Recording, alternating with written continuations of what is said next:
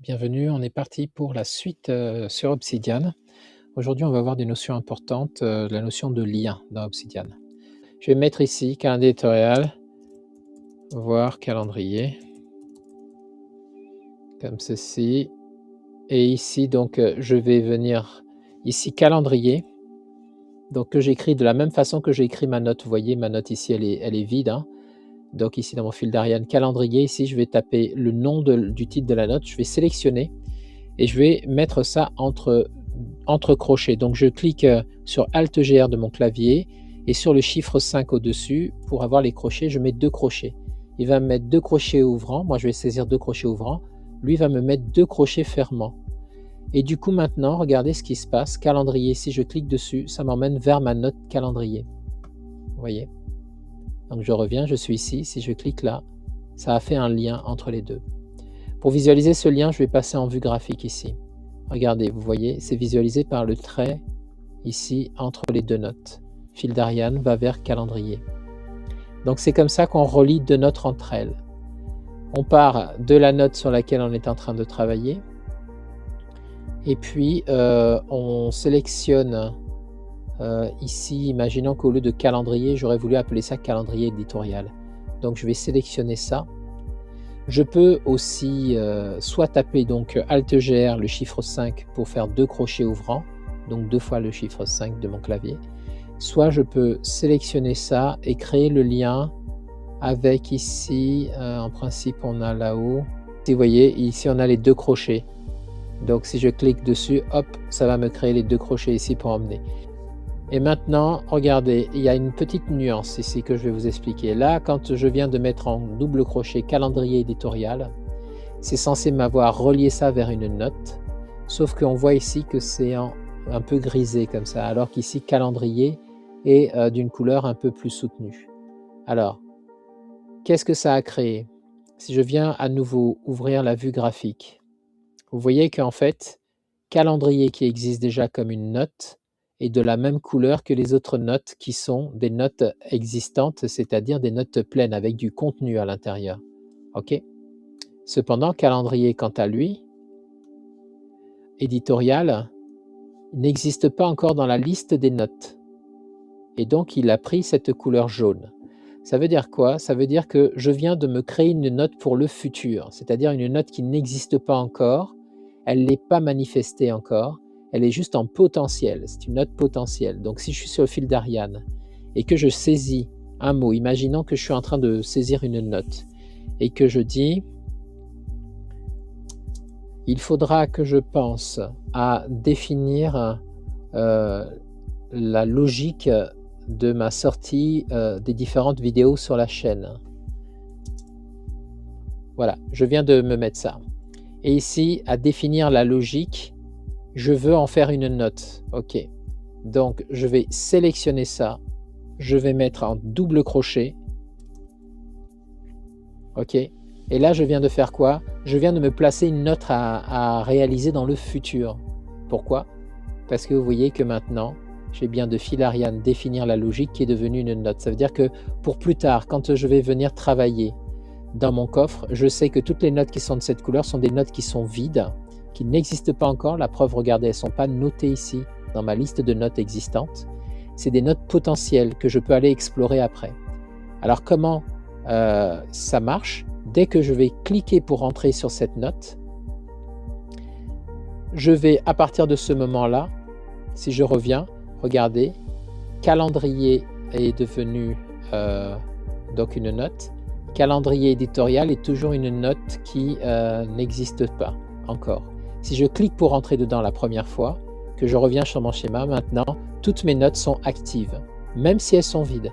Donc, ce n'est pas le fait de remplir le contenu qui en fait quelque chose, qui l'a fait passer en note active, c'est le fait d'avoir cliqué dessus la première fois sur le titre pour entrer dans la note. Ok? Donc, voilà l'histoire des liens. Donc, je répète. Vous êtes en train de taper quelque chose, vous voulez faire un lien, soit la note existe déjà, donc par exemple définir la logique. Je voudrais refaire un lien vers définir la logique ici. Je vais ouvrir 2 crochets Alt-GR 5,5 et là, il m'affiche la liste des notes existantes. Je n'ai juste à venir cliquer sur une des notes et là, ça y est, je viens de me créer un lien vers cette note. Donc, si je clique maintenant sur ce lien, hop, ça m'emmène vers calendrier éditorial.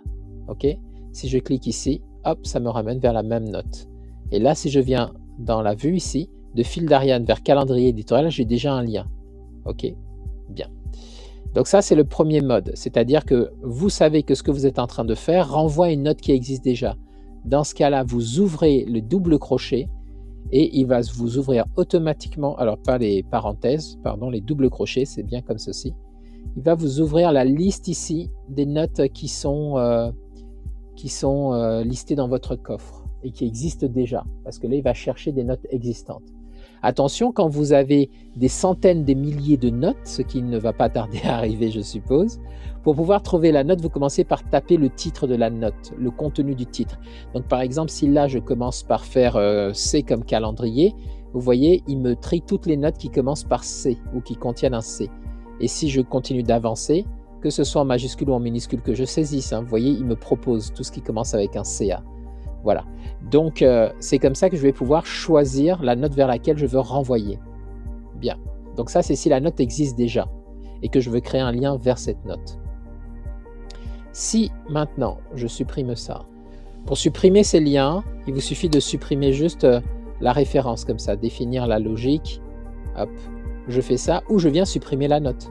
Je rentre dans la note ici qui est vide, finalement je ne la veux pas cette note, donc je vais venir ici, et je vais dire supprimer le fichier.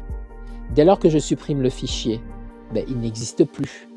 S'il n'existe plus, le lien qui pointait de fil d'Ariane vers ce fichier n'existe plus non plus. OK? Pareil pour calendrier éditorial qui est ici. Si je viens par ma vue graphique, je viens cliquer bouton droit dessus et que je dis supprimer le fichier, vous voyez que maintenant calendrier éditorial, ce fichier que j'avais saisi, il n'existe plus. Si je reviens dans mon fil d'Ariane ici, oui, j'ai toujours ça en potentiel qui est ici. Donc, tant que je ne supprime pas ça en potentiel, comme ceci, là, il n'apparaîtra plus. Voilà, c'est plus une note potentielle. Définir la logique, pareil. Je suis ici. Définir la logique potentiellement est une note dans le futur. Donc, si je clique dessus, hop, cette note est devenue active. Définir la logique, et si je veux la supprimer, je viens cliquer sur supprimer le fichier.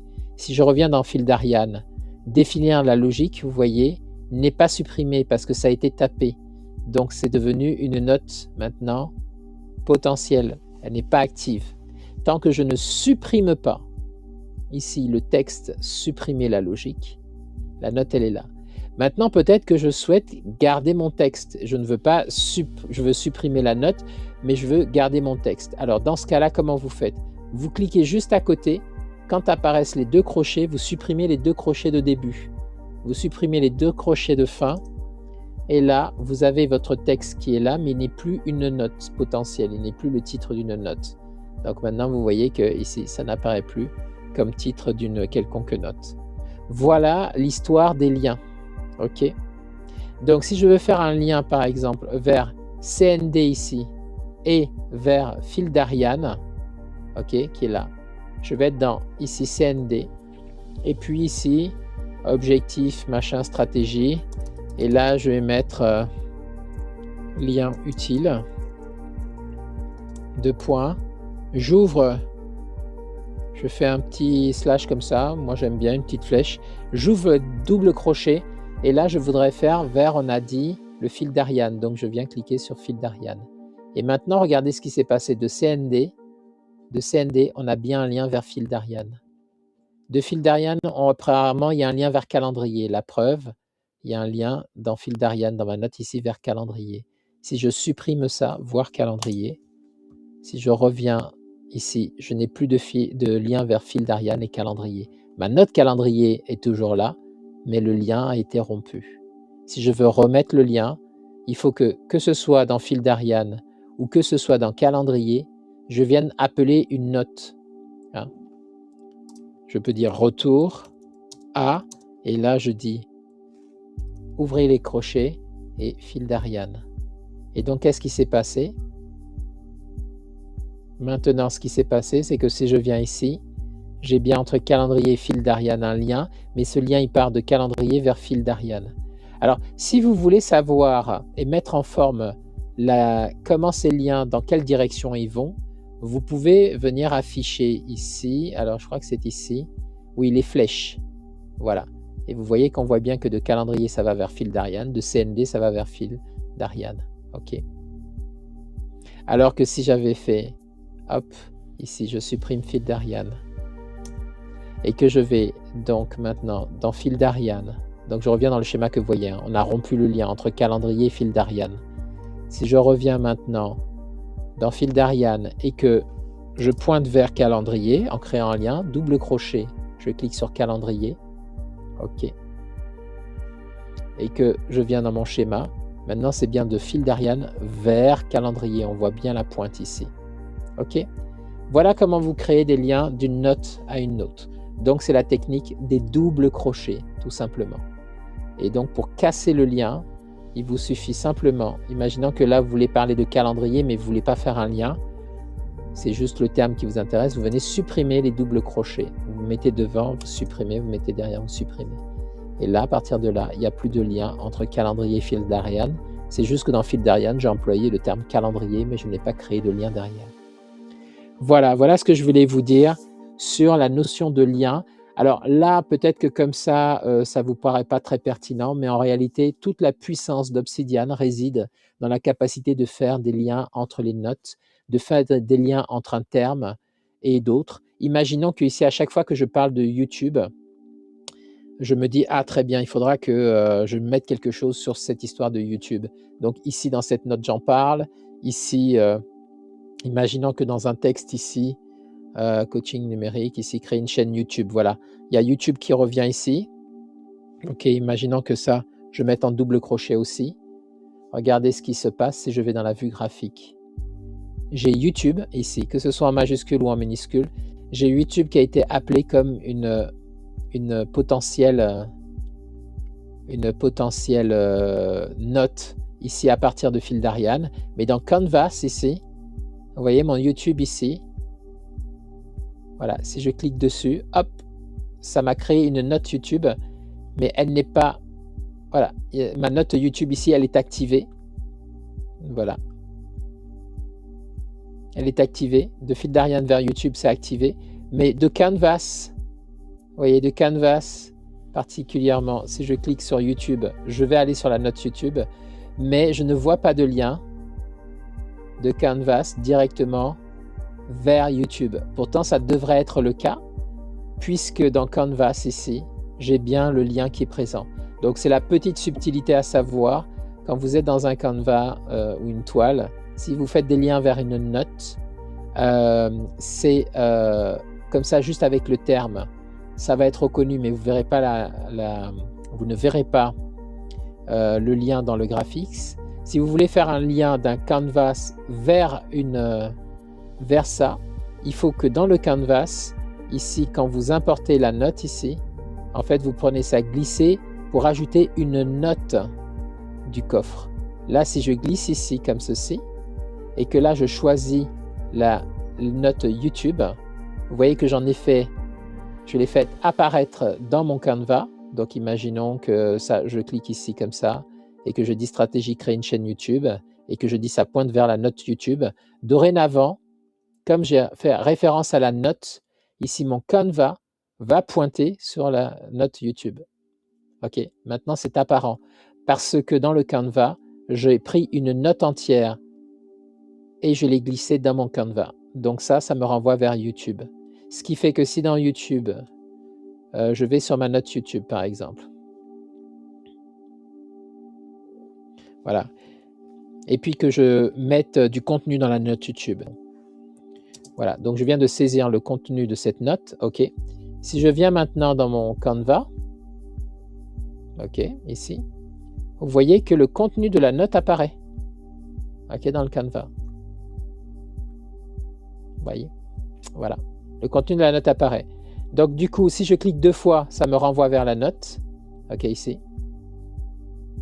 Et si je vais ici, j'ai bien le lien entre le Canva et YouTube. Et dans le fil d'Ariane, comme j'ai parlé de la chaîne YouTube, ça pointe aussi vers la chaîne YouTube. Alors, vous voyez que ce soit en majuscule ici ou que le lien ait été créé ici dans le fil d'Arial en minuscule, aucun problème, ça pointe vers la même note. Voilà un peu les subtilités des liens. Alors, j'ai bien conscience, hein, si vous débutez, que ça vous paraît un peu complexe comme ça. Donc, retenez qu'une seule chose.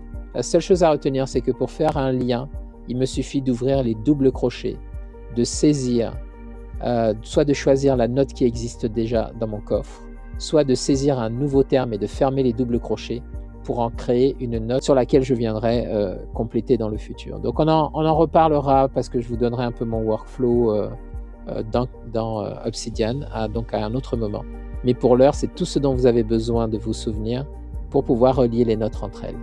Voilà, j'espère que ça vous sera utile, que c'était assez clair. N'hésitez pas dans les commentaires à me poser des questions si ce n'est pas assez clair. Je vous illustrerai ça avec d'autres exemples. Allez, je vous dis à très bientôt dans une prochaine vidéo. Au revoir.